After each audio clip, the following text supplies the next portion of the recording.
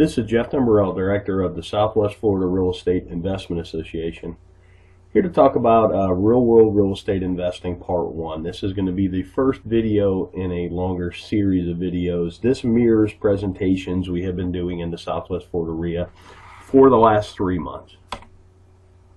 Disclosure, we're sharing our own experiences and knowledge with you. Please do your own due diligence before utilizing anything here. This is not to be construed as investment advice, and you should seek competent counsel before trying this at home.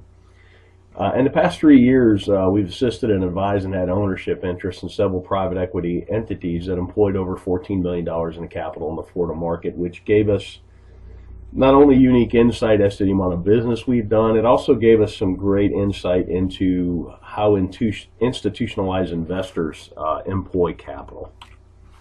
Number one key to being successful is to understand what you're there to do. In my opinion, this is the most important thing.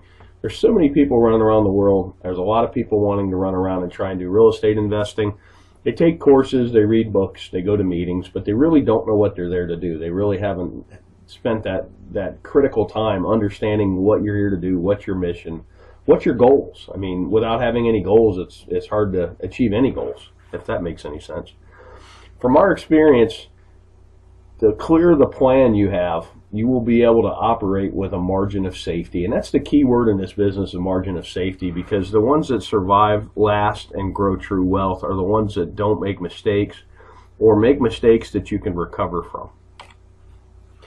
Investing in real estate. Investment is the purchase of an asset or an item with the hope that it will generate income or appreciate in the future and be sold at a higher price. Keyword, the future for investing. So what does that mean? The act of committing capital to an endeavor with the expectation of obtaining an additional income and or profit. That's what investing is. Something I've learned over the years, it's kind of like a narrative, it's a why in the road when you're talking to somebody that's in real estate. Are they a trader or are they an investor? Investors buy and hold.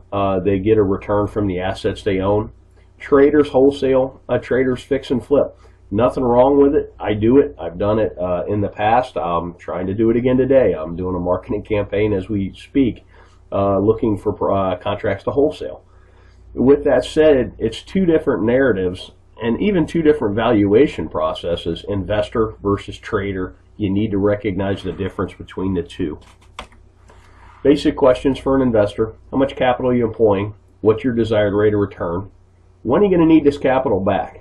And then what's your risk tolerance? Those four questions are how you determine what you're there to do. Then we'll talk about capital. There's an opportunity cost of capital, and particularly when you're raising capital, which I've been part of some private equity raises, you really need to understand what other opportunities are out there for investors, because generally why would you buy a piece of real estate that pays you 2% a year with all the headaches associated with that, when if you could at the same time own a CD at 5 with none of the headaches. Give you a chart on 10-year T-bills, talk about opportunity cost.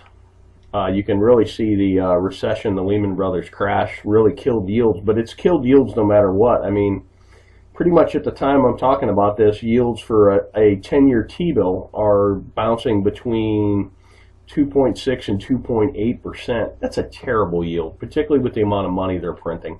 And you go back 10 years, and this is why investment real estate has become so popular, because it's one of the few places you can get a yield. Here's CD rates from 1984 on, and if you notice, about early 2000s, everybody got excited about real estate, and that's because the CD rates of return just continued to go down. So right now, my God, on a 1-year CD, you're getting not even 1%. That makes real estate attractive, and that's something to watch as well. As CD rates and other rates on financial instruments go up, real estate may not appear as sexy, particularly to an investor who bought in the valley and bought right and has quite a bit of gain on the table. So opportunity costs in the real world. We already kind of talked about this. Most investors we know are looking for at least 6% a year. I know guys that are even looking for 15%, and that's a cash on cash, not an internal rate of return.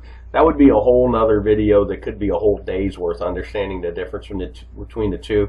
But what here I'm talking about is a yearly cash on cash return. And you got to be mindful of unrealistic expectations. I've seen people that have pitched 30% returns, and I've seen investors that are looking for 30% returns. And it's really hard to do. There's a lot of randomness and a lot of happenstance, and you're going to lose a lot more than you're going to win when you're dialing up those kind of deals. Unrealistic returns can lead to bad decision making because you seem to be chasing the golden goose instead of chasing a stable investment that pays you to own it.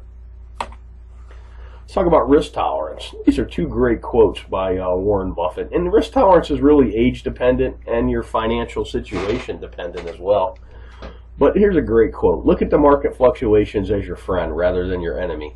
Profit from folly rather than participate in it. And that's most real estate investors. You're supposed to be a contrarian. I kind of put the world in, you're either a salmon or you're a lemming. You're either running with the crowd or you're running against the crowd. And here's another great one. The main danger is that the timid or beginning investor will enter the market at a time of extreme exuberance and then become disillusioned when the paper losses occur. The key is to not panic and do math-based risk assessments and then math-based evaluations and then sit down and decide what you're doing. You could have bought a home in Cape Coral, Florida at the height of the market at $320 and paid cash, held it all the way through the crash, and still got a better rate of return than CDs, and it's a terrible investment because your basis is so high. Or if you trade it out, you would literally be losing money. But it's sad but you actually would have outperformed the CD, and that's kind of a interesting thing. We did some case studies of people that had bought at the top and had they held and if they had mortgages, and I think that video is on our YouTube channel as well. Thanks for watching. You can always check out our website at swflreia.com. There should be a link at the bottom of this video. If you're on our website, put yourself on our mailing list. We send out a lot of foreclosure information. We send out our meeting notices, and we also from time to time send out information like this. I hope this information is useful to you, and make it a great day.